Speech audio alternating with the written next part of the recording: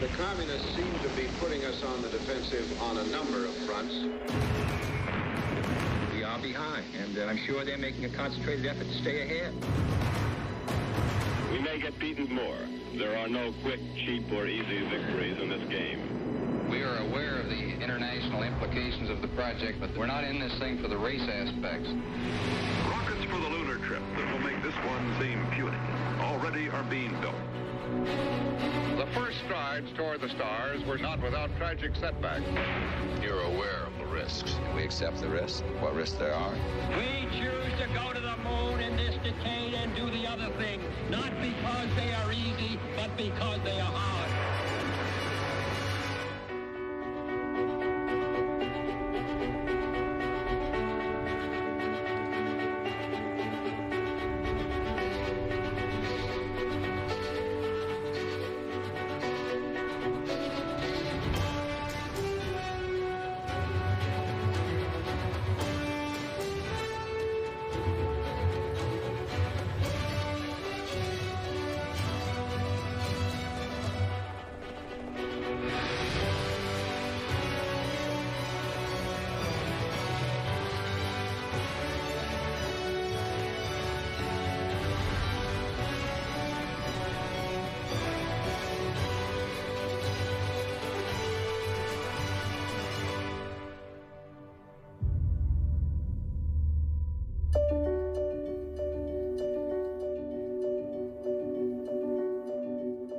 We have a good many very talented scientists, but we did not make a major effort in this area for many years. And we are now behind and paying the price of having the Soviet Union exploit a great propaganda advantage with the flight of the Sputnik, as well as the flight of Mr. Gagarin. I have Marvin Kalb, CBS News correspondent in Moscow, on the phone now. Marvin, is there any doubt at all in your mind that this really happened, that the Russians really have put a man in space? I'm almost certain that the Russians did fire a man into outer space whose name is Gagarin. He's 27. It's a great historic scientific feat. At that time, we didn't really know whether a human could survive in space. And here, boom, the Soviets send this guy into space, and he survived. Yuri Gagarin was something that affected American proudness, that we are ahead of everybody. Now, it was first Sputnik satellite, and now first man in space was Russian. And you can understand that this was really in the middle of the Cold War. There was competition of the great superpowers. President, could you give us your views, sir, about the Soviet achievement of putting a man in orbit and what it would mean to our space program as such? Well, it is a most impressive scientific accomplishment. I have already sent congratulations to Khrushchev and to the man who was involved. The space race wasn't just about space. It was about our own sense of security. It was this new Cold War battleground. And so it wasn't very hard to realize that if they could put a man in orbit, they could also put an atomic bomb in orbit. Suddenly the sky was menacing. It means they're getting ahead of us, and we certainly need to start working hard to catch up. I think it's about time America woke up and did something about it. I believe it's very impressive for propaganda purposes, but I think if we put our minds to it, that this country can top that in 6 months.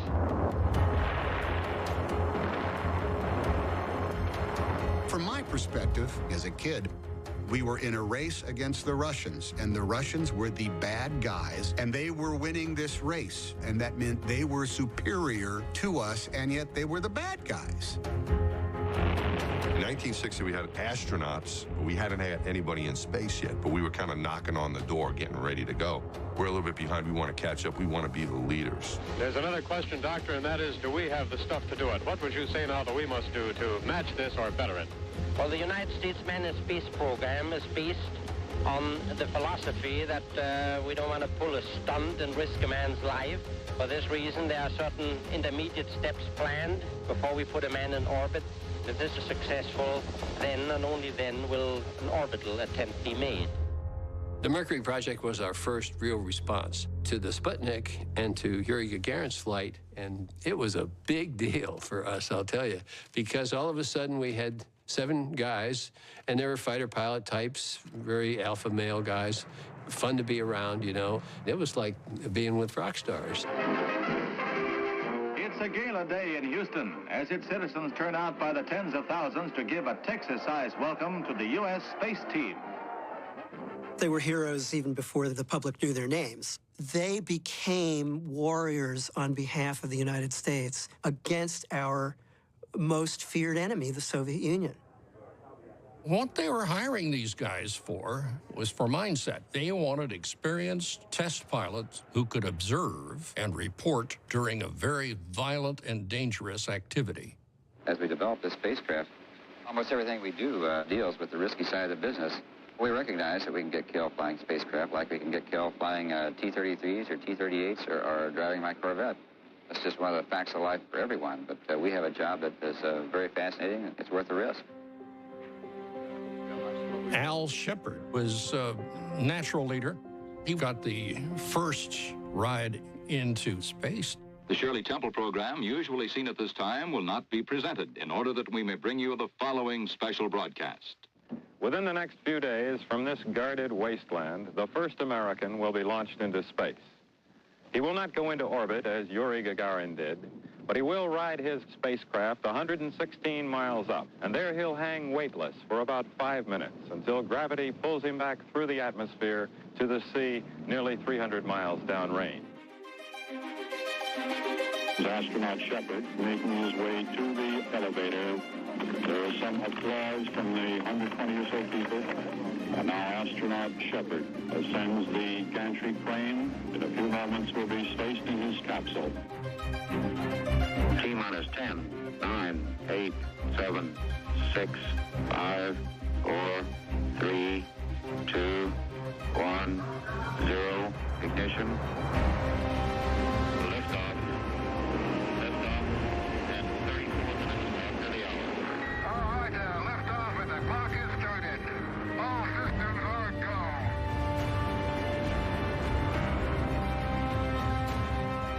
Some lawmakers want to award the Medal of Honor to Shepard. All today appeared ready to spend more money on our space effort. All agreed Russia is still ahead. But all this was beside the point for the wife of the first American astronaut. Mrs. Alan Shepard at Virginia Beach, Virginia, heard the news with relief. Mrs. Shepard, could you tell us what are your feelings on this stupendous occasion? Oh, I don't think I have to tell you, do I? I'm just so happy. It was beautiful, I thought. The Gagarin flight was a 10. Al Shepard's flight was a 1 or a 2, okay, in terms of the capability that it demonstrated. So the Russians clearly were ahead of us. So the attitude is, we would like to do something really big, but small enough so that we could accomplish it. I believe that this nation should commit itself to achieving the goal before this decade is out of landing a man on the moon and returning him safely to the Earth. No single space project in this period will be more impressive to mankind or more important for the long-range exploration of space. I don't know how he decided we could do that, because when we heard about it, we thought they, lost their mind.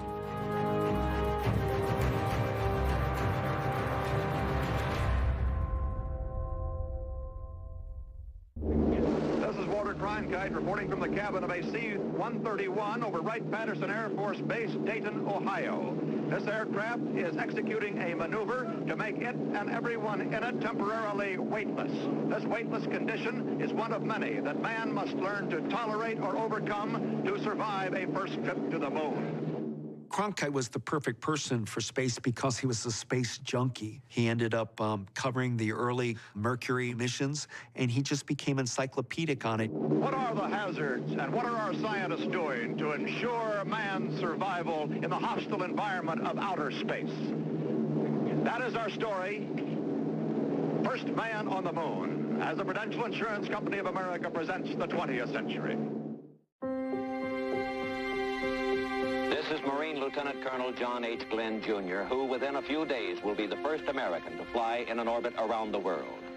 We're embarking on a completely new field here of space science. And I'm happy and proud that I can maybe contribute a little bit in my own own way in this new field. John Glenn came along next and flew the first orbital flight for an American. To us, that was a huge deal because now we had an American hero who could at least stand up to Yuri Gagarin. Godspeed, John Glenn.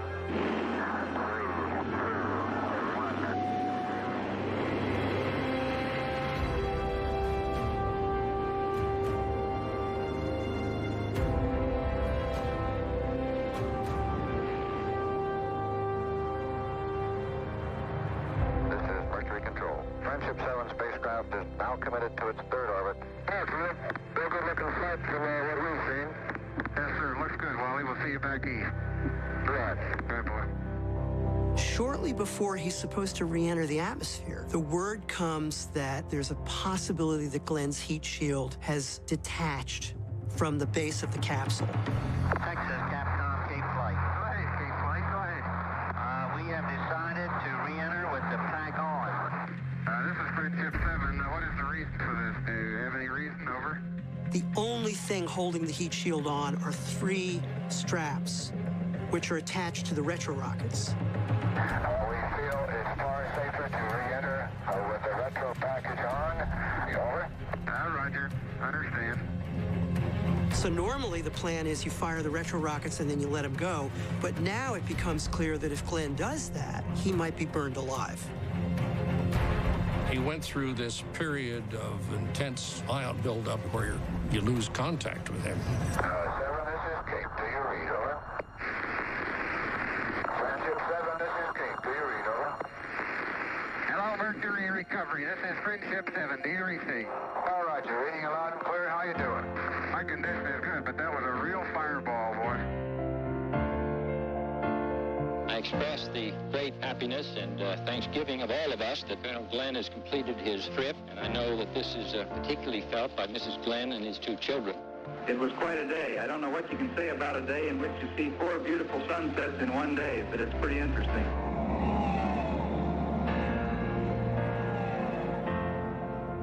Now we know that Russia need not and will not have any monopoly on manned space flight.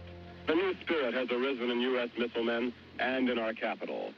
Out of the growing pains of Project Mercury, a host of new projects will be born. Dr. Von Braun, you could have gone ahead faster if you had more money earlier, is that right? Well, this is true, although there are some limitations. You know, there's an old saying, it still takes 9 months to have a baby. That goes for big rockets, too. Von Braun was perfectly placed to get us off the planet. He was a German rocket scientist that we were pretty lucky to get after the war. Von Braun was a futurist and a visionary as much as anything else. He built the team that became America's brain trust for rocketry. I have come to Texas today to salute an outstanding group of pioneers. While headlines may be made by others in other places, history is being made every day by the men and women of the Aerospace Medical Center, without whom there could be no history. When he was assassinated, that was a personal blow. It was a personal blow to us because he was the guy that got us on this track. When President Johnson came in, you know, he was going to continue to implement what President Kennedy had done. Those 2 men together led us to where we ended up at the end of the decade. Visiting Cape Canaveral are the new astronauts, the men who will join the original 7 and ride the Gemini and Apollo spacecraft. They are the new pioneers of space. We were very fortunate in that our country always seemed to have the right person ready when the right person was needed. I give you Neil Armstrong. Neil Armstrong was unflappable. He was a natural aviator, and Armstrong just seemed never to be ruffled. Neil's a cool guy, as we all know. And in fact, all of the guys that I was working with at the time were all exceptional pilots. And so it's great to be on a team like that where they're all winners. Gemini is the space agency's bridge to the future. With it, we'll learn man's true capabilities and drawbacks in space. And on the last 5 Gemini flights, we'll practice several different forms of rendezvous. The skill needed to resupply spacecraft to change crews. The ability to operate in a new medium that is both fantastically rewarding and terrifyingly dangerous. Gemini, moreover, is a rehearsal for Apollo, the three-man spacecraft that'll get us to the moon. The Russians surprised with another first in the person of Alexei Leonov, who they say became the first man to walk around in space. When Leonov went outside his spacecraft, we said, no, he couldn't have done that. But the fact that the Soviets went outside successfully and came back was a shocker. The Soviet Union pushed Americans back. Was part of this game at that time. I would say for most of the 60s, we had a sense of being behind.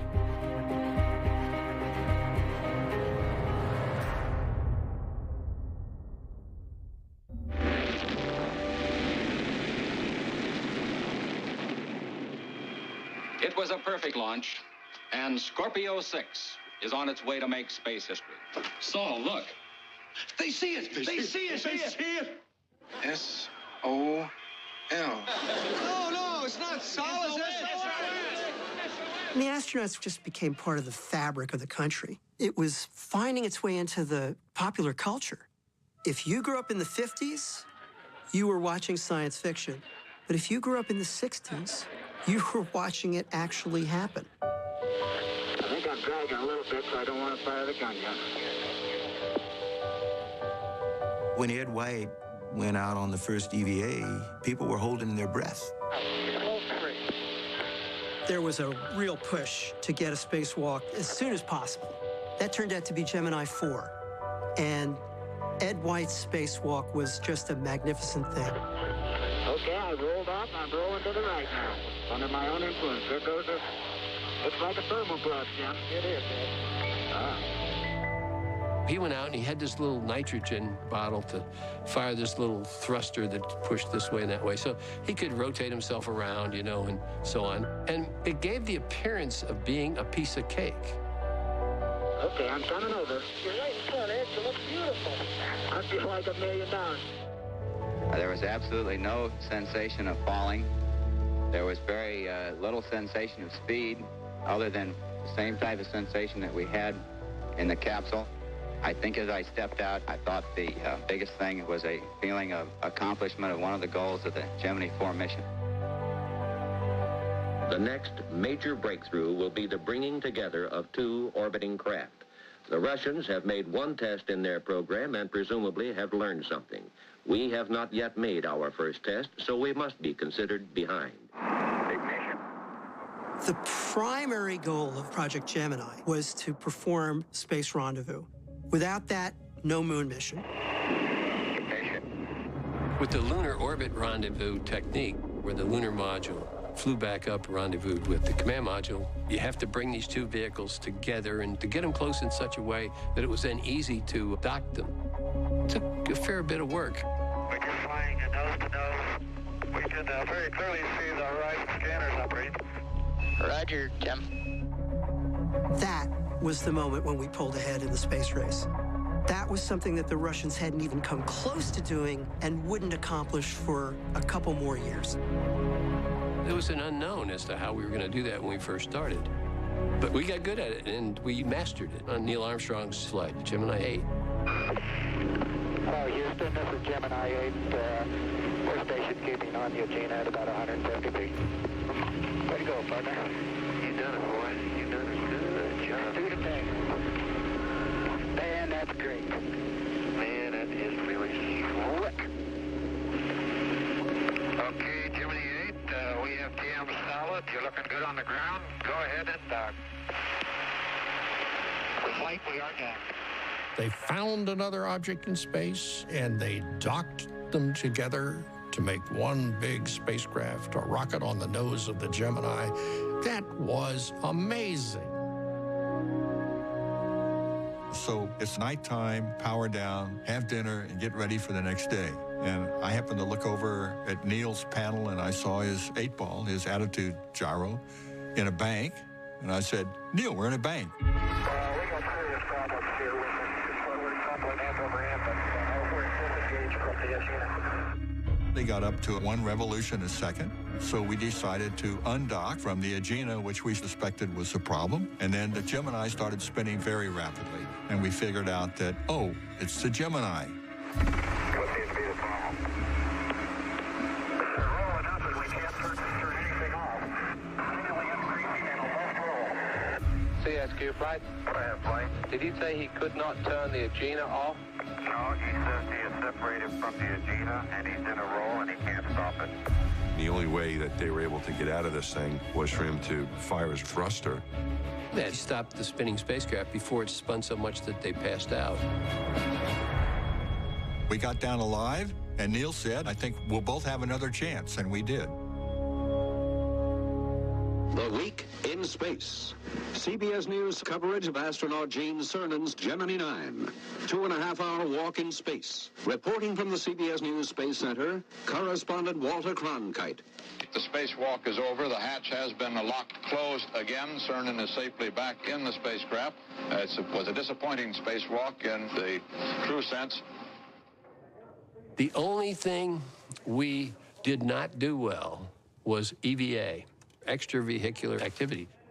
For the last flight, Gemini 12, Buzz brought in the idea of training in the water tank. I was a scuba diver from 1957, so I knew a bit about dealing with currents and moving around and spacewalking. It was very delicate moving, and you balance so you don't exert yourself. So I started training underwater. Buzz put all that together, and the final EVA was done very much by the book. It was a big success.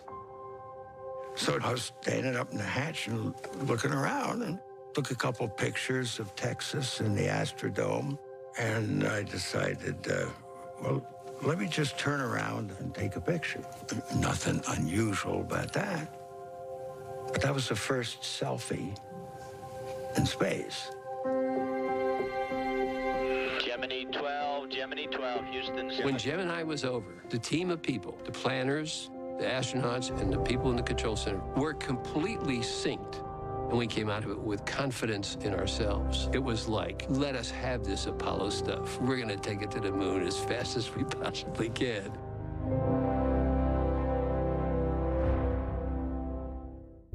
I recognize that there is some risk. People might look at our work as being perhaps dangerous, but we just try to take as much of that out as we can during the pre-testing to make sure the systems are good.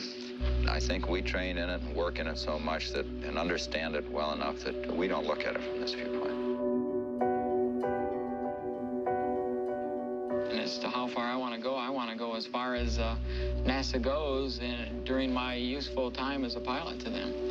I'd like to go on a moon flight, and if we go to Mars, I'd like to go on that. NASA is looking ahead to the first manned Apollo flight. Now, this is an early version that was intended only for test flights in Earth orbit. And they've had a lot of problems with this spacecraft, but they figure when you develop any new spacecraft, you're going to have bugs. No, I didn't read you, Chuck, at all. I can't read you, Chuck. You want to try the phone? Hey, how are you going to get the moon if we can't talk between three buildings? I can't hear that thing you're saying. Right.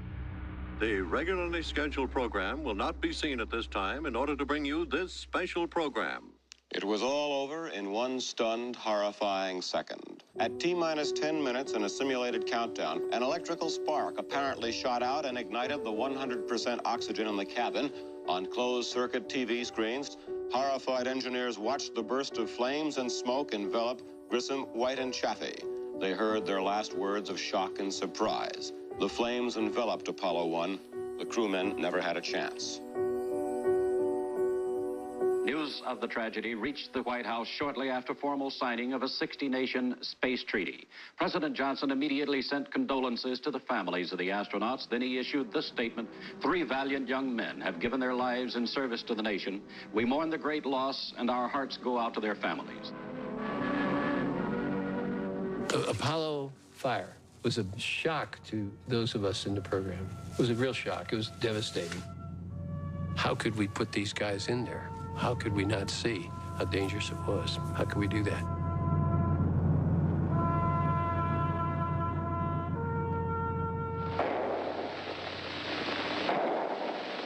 There's reason to believe that establishing a deadline of 1970 for the moon flight contributed to their deaths.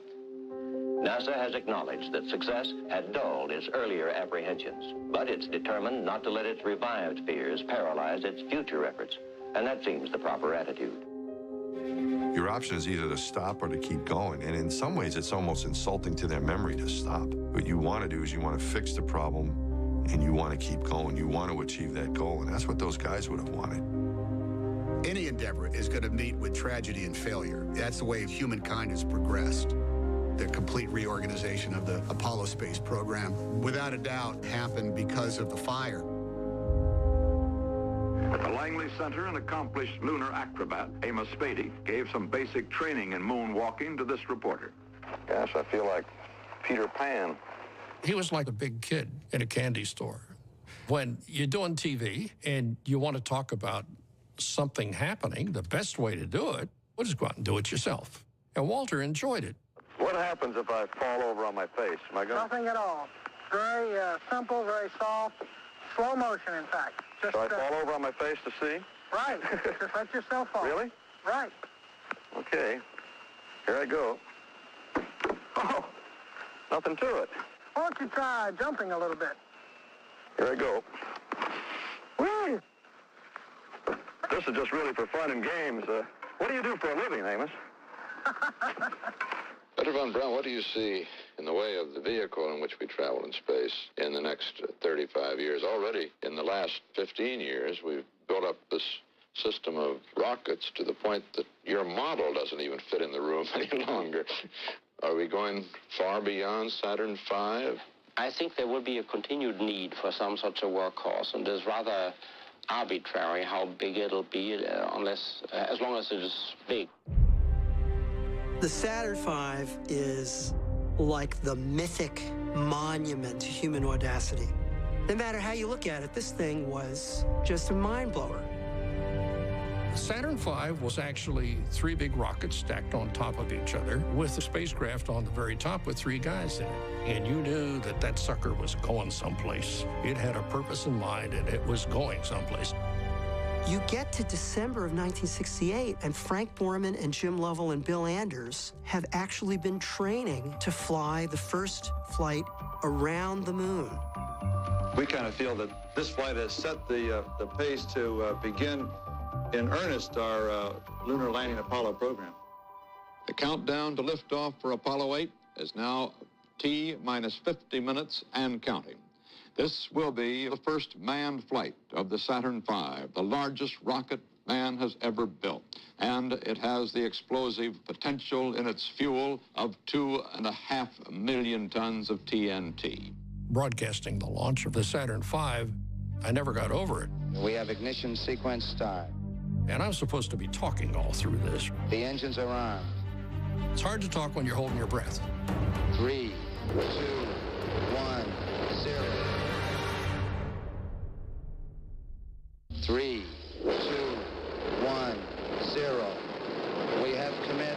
We have liftoff. Liftoff at 7:51 a.m. Eastern Standard Time. Looks good. Cleared the tower. Oh, and there's the rumble in our building. It looks good. It looks like a good flight. This building is shaking under us. Our camera platform is shaking. But what a beautiful flight. We interrupt this program to present another in the series of onboard television transmissions from the Apollo 8 space capsule. Brought to you by Tang, the instant breakfast drink chosen for Gemini and Apollo astronauts.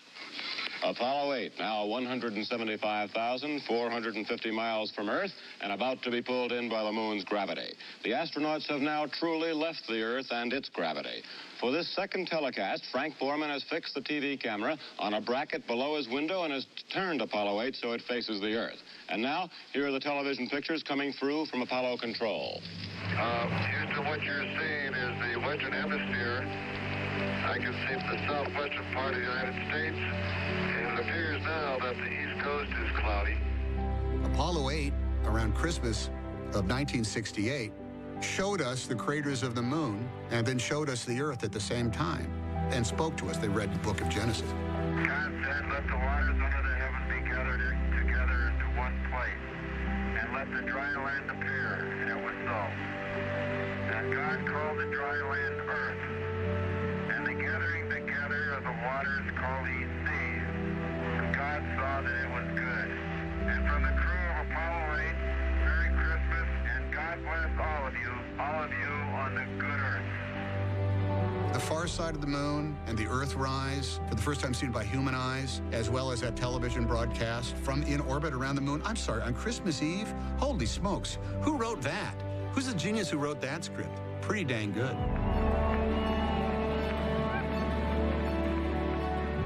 1968 was a tough year for the country. Assassinations, bad stuff happening in Vietnam, and people were kind of down. But it was a great way to end it with people going around the moon for the first time. No one's been able to do it since, beside the United States.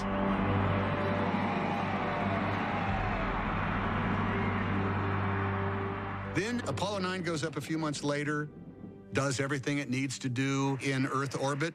Then you have Apollo 10 that does the same thing that Apollo 9 does, but except they fly all the way to the moon to do it in lunar orbit. The lunar module goes down to within a few miles of the lunar surface. That works fine. They come back. No one has paid attention to Apollo 10. Apollo 10 risked death like everybody, and it's just this forgotten thing. Oh, yeah, they did that too. What a shame they didn't get to land on the moon. And just a few months later, it came down to Apollo 11. What kind of a physical sensation do you expect at actual touchdown? I hope it'll be relatively mild. There's no intention to make a smooth touchdown. We would prefer to come in several feet per second so that we will collapse the struts so that bottom step on the ladder is close enough to get down to the moon, and even more important, close enough to get back up one. This is CBS News coverage of Man on the Moon.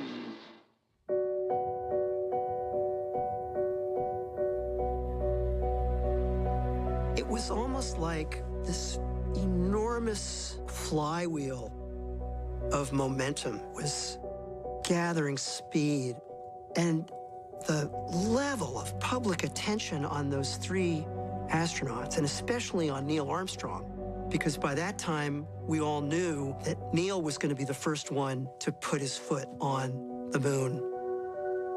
Aldrin will follow just 20 minutes later, but Armstrong will take that first step in more ways than one.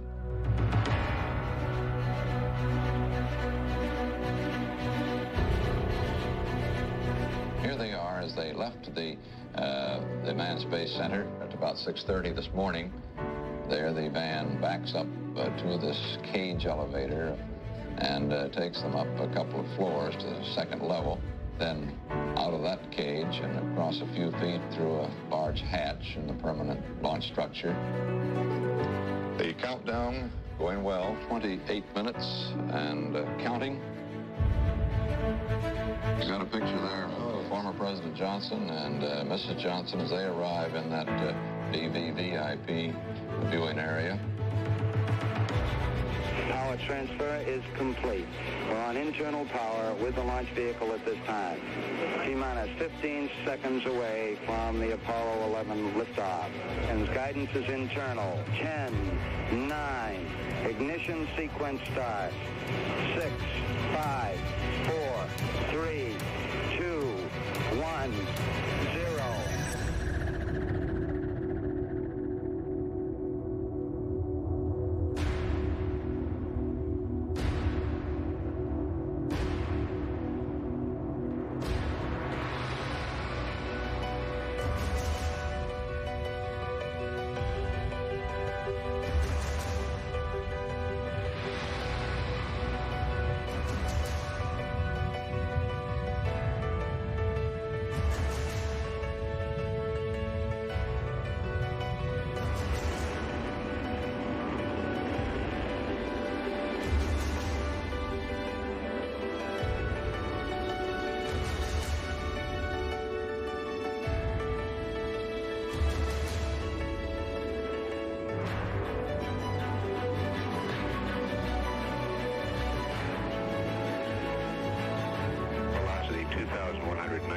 feet per second. Houston, be advised the visual is go today. Yeah, they finally gave me a window to look out.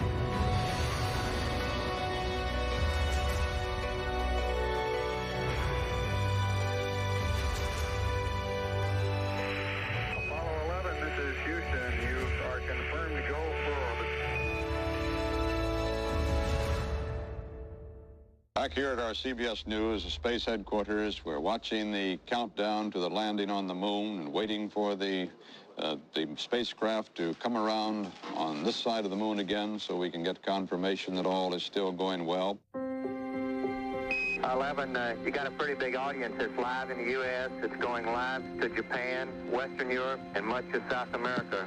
Appreciate the great show.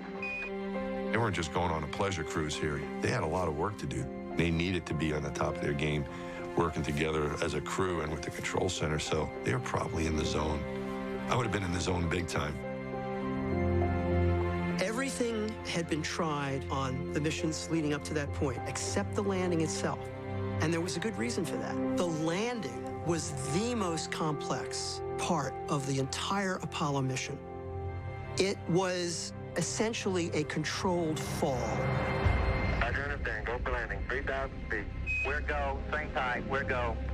Down 2.5. Neil Armstrong took over manually during the descent because they were coming down in an area that was the planned area to land, but there were boulders and some other kind of stuff. So he had to maneuver the lunar lander away from where it was headed to land. Picking up some dust. Which also caused everybody to start worrying because they had a finite amount of fuel. And so for him to do what he did caused everybody on the ground to get really nervous. 4 forward, drift into the right level. Contact light. Houston, Tranquility Base here. The Eagle has landed. Roger, Tranquility. We copy you on the ground. You got a bunch of guys about to turn blue. Armstrong is on the moon. Neil Armstrong, 38-year-old American, standing on the surface of the moon on this July 20th, 1969. That's one small step for man. One giant leap for mankind. It was a moment when it seemed like the whole country and even most of the world kind of stopped in their tracks and just took all this in with a sense of wonder and almost disbelief. My God, can this really be happening? Oh, that looks beautiful for you, Neil. It's different, but it's very pretty out here. Okay, ready for me to come out? All set. Okay, I'm on the top step. You've got 3 more steps and then a long one. There you go. We'll read the plaque that's on the front landing gear of this lamb. Dear men from the planet Earth, first step foot upon the moon, July 1969 AD. It came in peace for all mankind. The real moment of truth is next. They still have to get off the surface of the moon. They push the button on the computer, and then bang. They see the moon receding from them.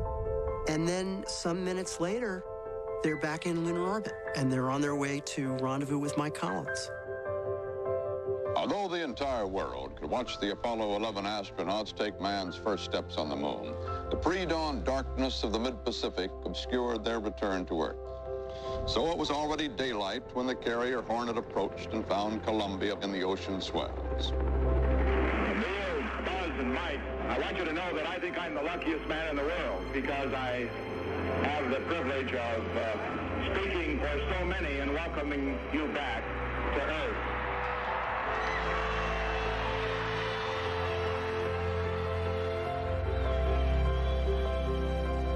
It was such a huge event in our country's history. I grew up in New York. This was bigger than the Mets winning the World Series in '69. I remember as a little boy looking up to them, thinking that these guys are even cooler than, the Beatles. These guys were the epitome of cool.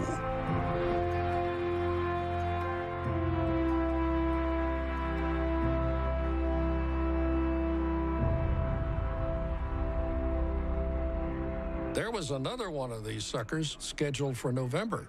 So the people who did it were so busy getting ready for the next one, they didn't have time to celebrate the first one. Apollo 12, Houston. Hello, Houston. Yankee Clipper with Intrepid in tow has arrived on time. We didn't actually spend much time asking ourselves about the greater meaning of this. We weren't aware of what was going on around the world in terms of the reaction of people. We just pressed right on. I think I see my crater. Hey, there it is. There it is. Son of a gun, right down the middle of the road. Outstanding. 42 degrees, Pete. It wasn't until afterwards that we began to realize the depth of the significance of it. Until Apollo 11, the moon was unattainable mystery. But after Apollo 11, the moon is mysterious no longer. All of human experience will be divided into two eras, before man walked on the moon and after man walked on the moon. The whole world was together at that particular moment. It was an example that in spite of all that's going on down here, in spite of all that we're going through, there's hope.